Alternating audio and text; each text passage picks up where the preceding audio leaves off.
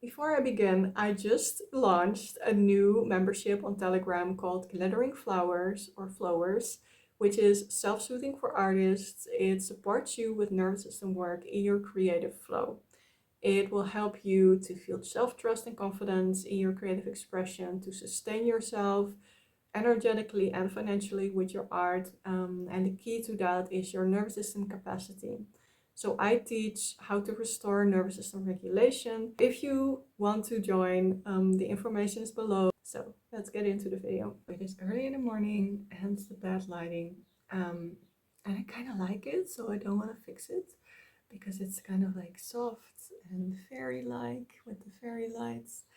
So I wanted to share something that I wrote a whole Substack article about, which is this beautiful teaching and phrase of the last stage of spiritual awakening is becoming an artist. Even when I say that, I just get tingles inside because it's so much fun to get there. And of course, like last stage of spiritual awakening, who knows? Like what do I know? I'm just where I am, and this is just my truth right now. But what I do believe is that enlightenment, or kind of like this awakened state of presence, it is in the nervous system. So, nervous system regulation, I think, equates to enlightenment. Once we have a baseline of regulation, we are way less reactive to mundane things. We get over things more. We can be present to our reactions as they come up and kind of observe them as they also ebb away again. We don't feel as triggered anymore. And even when we do, we get out of it much easier and faster. That sounds like enlightenment to me. Kind of depends on what your definition of enlightenment is. But what I believe is nervous system regulation is the foundation for that. And then nervous system regulation, it's kind of like a container, a window. It's called a window of tolerance as well in the literature about this. Kathy Kane spoke about this in her book, Nurturing Resilience.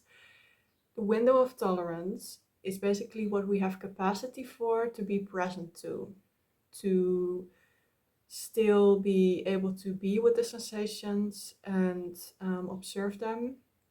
I have a jigsaw puzzle here and I'm so distracted because this piece should be here. I once did a session here at this table. This is my first puzzle of the year, by the way. I always make puzzles in the darker season. And I was sitting upstairs and the internet connection went out, so I had to go down and like sit here to do the session, and there was like puzzle pieces everywhere. And I was like, yeah, I am present to your trauma, but I also really want to put that blue piece next to the other blue piece. Anyway, yeah, I'll try to not get distracted by this. So I was talking about the lofty subject of enlightenment. So nervous system regulation, it's kind of like the foundation, and then you can expand it. So that window, it can be small and it can be super wide, and it potentially has like unlimited expansion capacity. So it can be really, really big. So yeah, I really believe that once we're in that state of regulation, we feel a natural spiritual state of peace in our body, because I don't believe it. I know it because I experienced it. When I restored nervous system regulation last year, it was in the fall, it's a year ago now, I started to feel this visceral peace. And I mean literally visceral. It came up from my gut.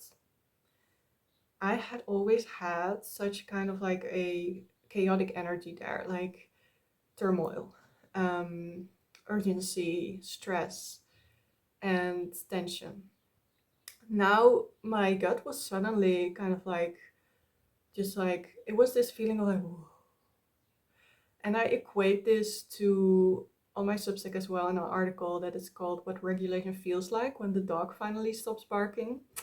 I equate it to kind of like, imagine that you have a dog next to you that's constantly barking in your whole life. Whatever you do, it's barking, barking, barking, barking, and you get used to tuning it out, but it's always barking.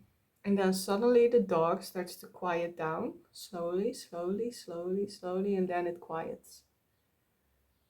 And there's just silence. And that's what it felt like.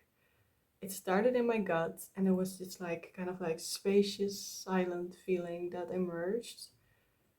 And it started drifting up really slowly over the course of a few weeks. And it went to my brain.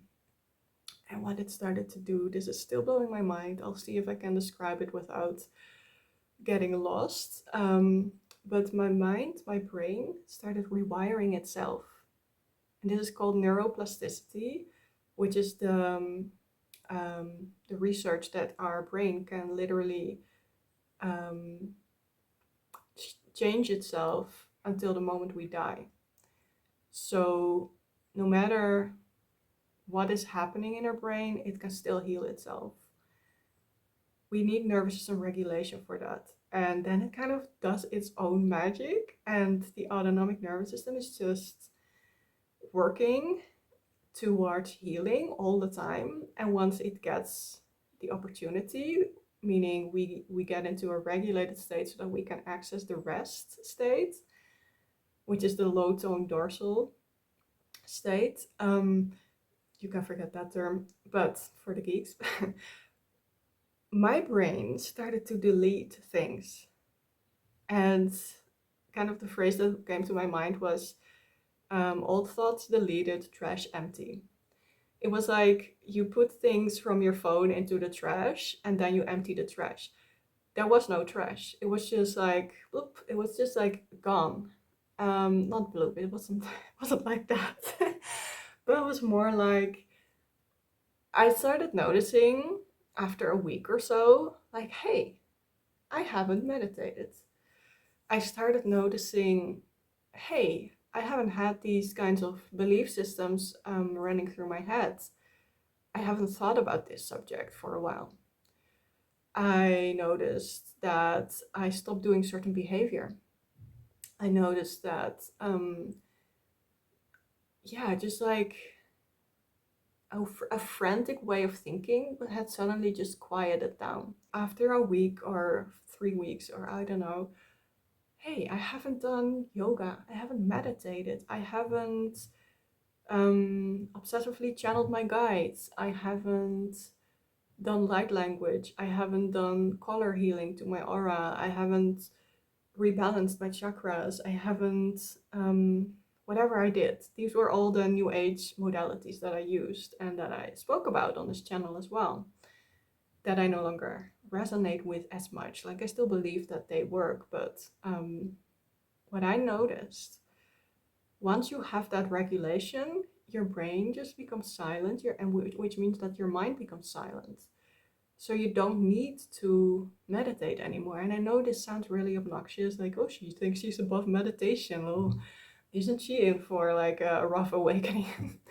I know people will think that, right? And I'm not saying that I'll never meditate anymore. Maybe one day I'll be like, hey, yeah, I want to go deeper and like see what I can do with my consciousness or whatever. But meditation as a way to calm down, like it looks like I'm a sim.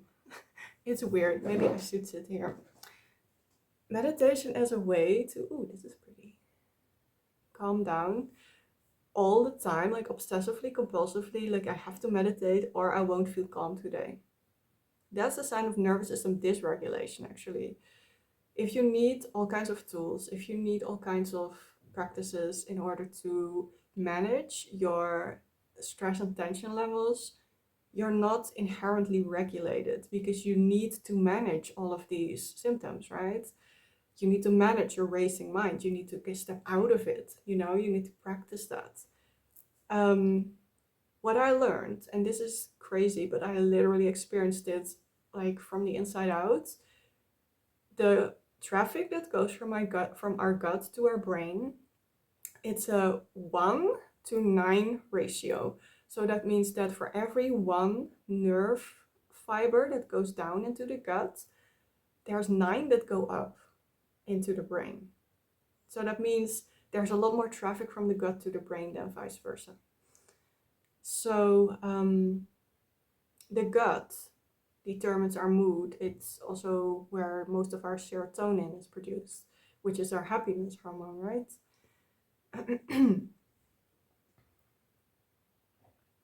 Basically, if we have a lot of stored survival stress in our body, which is called trauma in like most circles, but in the nervous system work that I did, it was called stored survival stress, which is a more neutral term. And of course, the language always shifts and changes because it gets connotations, and then people are way too overwhelmed with the connotations and they shift the language. Anyway, so once you have, if you have like a lot, like a ton of survival stress that hasn't gotten completed, meaning you haven't completed the fight flight response through expressing the energy in some kind of way, if that didn't happen, um, there's like a freeze response on top and that gets pressed down. So all of that fight flight energy gets pressed down and gets stored in our nervous system, gets stored in our tissues, in our organs, etc. Once that reaches a certain level, we become dysregulated. Like our system can't cope with all of this survival stress. It's kind of like at capacity. And we go out of that window of tolerance and we start living outside of it. And then we need to have all of these tools in order to manage that stress and dysregulation so that we don't go into anxiety attacks. Like we have to quiet our mind through meditation every day. So that's amazing. It's amazing to have these coping strategies, and I used them for years and years and years. I'm not turning against my kind of like new age phase, even though I love to make fun of it because I was so obsessed with things and I thought I was like doing well, and I'm just like, oh my god, what a joke. But these things are necessary. Like we need the coping strategies, we need the meditation, we need the soothing, we need all of that stuff if we are dysregulated, because we otherwise, like, the other option is to be completely depressed or anxious or not functioning. So we need that. But once we regulate and we restore like ourselves in that window of tolerance, we no longer need to search for it because it's just there. The peace is just there. So all of that stored survival energy that was in my gut, that was this like swirling, tense, urgent energy, it calmed down. Like my gut felt quiet and peaceful. So and my digestion improved as well. Like I could see like my digestion was so much better, my absorption was so much better, it just felt better, etc. Like it felt like there was fluids flowing in my gut in a much softer and like more flowing way. And I think this was the hydration of my cells and therefore also like my organs, etc. Like it just got plumped up and like there was way more flow. So that's what I just intuitively think that it was, but maybe I will learn more in the future about what the sensations mean. But once that survival energy had moved out through being expressed, which was what I did with the nervous system work, there was this natural peace. And then that came up to my brain and it started to delete old stuff from my brain that was now no longer needed in order to cope with the survival stress. Makes sense, right? So my brain was like, okay, we can just delete all of these programs. They're no longer needed because the hardware has changed. Like the software can be like, we can delete these apps. We no longer use them. The brain immediately knows that and starts deleting stuff. It's crazy. Like it's like so effective, right? Um, it's not holding on to old belief systems and behaviors that no longer serve a purpose. You just forget, literally. That's what it was like. I just forgot to do obsessive channeling of my guides. I just forgot about light language. Like, of course, I knew that it existed, but the kind of like the pathway that compelled me to do it was gone. That's what I mean with brain rewiring. And because there's like this 9-to-1 ratio from traffic from the gut to the brain, like my brain was just molded. When we try to do it the other way around, we try to do mental techniques, we meditate, we do mindset work, belief work, etc. We need so much focus and force in order to create a shift. And some people love that. Like, definitely do your affirmations. Like, affirmations are great. I'm not against that. I'm also not against meditation, by the way. Meditation is great. I know a lot of people that like swear by their meditation. They have to do it every day, etc. Great. Like, I'm definitely not saying if you're enlightened you shouldn't meditate anymore. That's like, I'm not making big statements like that. I'm just trying to make a point about like the desperate urge is gone to do so, to manage your dysregulation, and that dysregulation, it's like more subtle than we think sometimes. I didn't know I was that dysregulated until it stopped. I didn't know I had a barking dog next to me constantly in my whole life until it stopped barking. And then I was like, whoa, this is what inner peace feels like. I was looking for this all along and I didn't realize it. And I felt it from my body up to my brain, bottom up. I felt it. And then, it was just easy to shift my mind. It was just easy to shift my beliefs, my thoughts. It was just happening for me. I didn't have to do anything for that. When we try to do it the other way around, which is great, like definitely use your will and your consciousness to create changes in your physiology, in your life. Definitely works, but it's a 1-to-9 ratio again, right? So you kind of have like the physiological odds against you.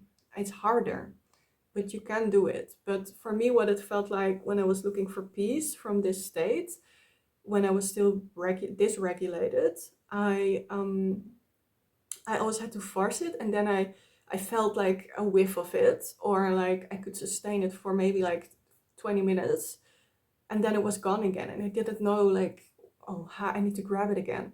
I didn't know where it went or why it went away, and it was kind of like something I had to constantly put my mind to, and it was just my full-time job. Like I said, I was like always doing rebalancing of my chakras, working on my aura, shifting my somatic state through like whatever yoga or shaking or breath work or any other like body work modality or something. So I think I've made my point with kind of like it's harder to do top down shifts than to like bottom up shifts. If you work with your stored survival stress, which is what nervous system regulation, the point that I wanted to make in this video was the last stage of spiritual awakening is becoming an artist. So what happens, do you think, when you have this tension, you're like this barking dog in your ear your whole life, which is dysregulation, then you suddenly go into that inner peace? What happens? What do you think? So for me, I started resting for like 3 months. I did nothing but rest and like recover and rebuild my energy. I ate a lot, like I ate so much food, so much food. And what happens next is you start to create. This is natural. Once you're quiet, like you're peaceful and you're like becoming more healthy, you're like, okay, so what will I do with this energy? What shall I do with my life now that healing is no longer at the center stage of my life, but I can just do whatever I want? You start going back to your values. Hey, what do I actually value in life? Where do I want to go? You start noticing, kind of like your basic kind of things that bring you comfort and joy in life. You start to notice them. So for me, I went back to a lot of my teenage hobbies. I started reading fantasy books again. I rejoined the library for that, so they could like completely, like I have a lot of fantasy books here, but I was always buying them myself. So yeah, and then I got a lot of other stuff back, and I was an artist. I was a creator all my life. That this, like, my dream life as a child was just to be drawing and painting and writing and dancing, etc., etc. I was always expressing myself. This was always my identity. It was always my kind of like my sole purpose. And yeah, then I had to heal myself, and I started becoming a psychic, a coach, a healer, because I needed that. I needed to adapt in that way in order to heal myself and then pay it forward and then heal myself through healing others. And yeah, I had a whole spiritual phase of like 13 years. I forget the exact amount of years that I did this. Since 2012, basically, I chose this path of like spiritual awakening. And then last year, yeah, I sort of weaned off of it, and I wasn't interested anymore as much in all of this spiritual stuff because I didn't need it anymore. But also that essence of spirituality, that peace, that presence, that connection to this higher consciousness, that was still there. In fact, that increased, that improved. It became kind of like my baseline. And I'm not saying that I'm always in blissful spiritual states. It's just really natural and human and calm and normal calm state. And then from that state, it's really much easier to slip into deeper rest and theta waves and gamma waves, which are these spiritual states. They are these from these brain waves in the brain, when you get downloads, and yeah, you just like become super peaceful and blissed out.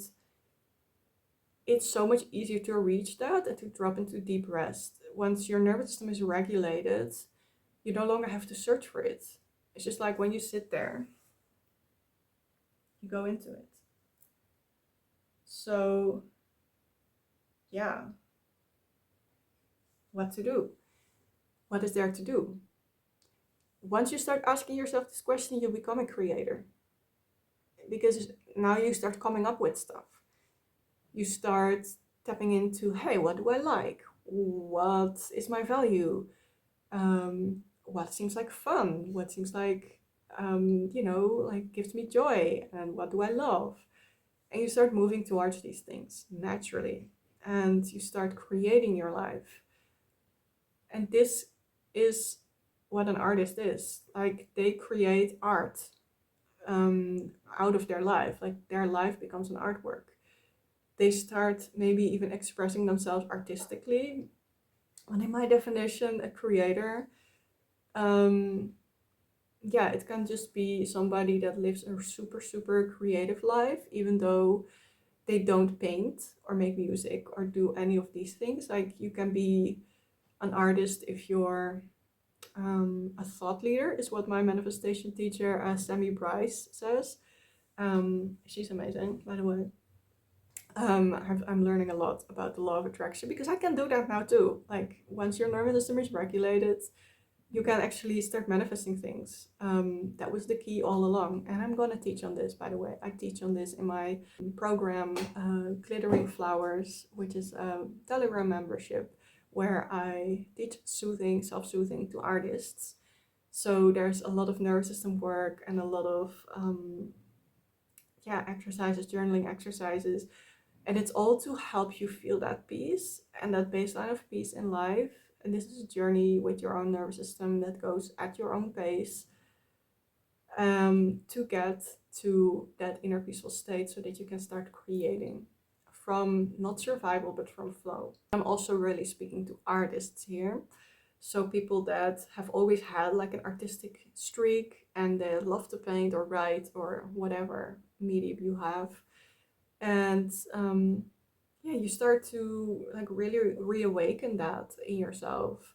You start to tap into a deeper level of authenticity so that you can express more clearly who you really are. And this is what I noticed, and this is also why I didn't resonate anymore as much to my old videos and why I deleted them. So I started tapping into deeper values of just art and creativity, and I wanted to express more artistically from that space. So yeah, that's what I started doing on this channel. And of course, I've had my Substack for months as well.